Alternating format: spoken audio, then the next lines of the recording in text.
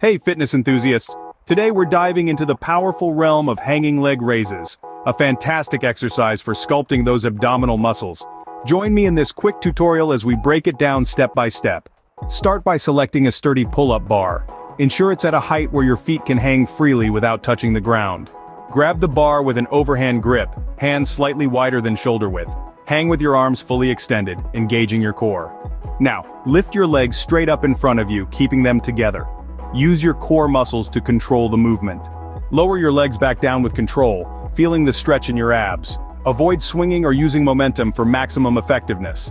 Inhale as you raise your legs, exhale as you lower them.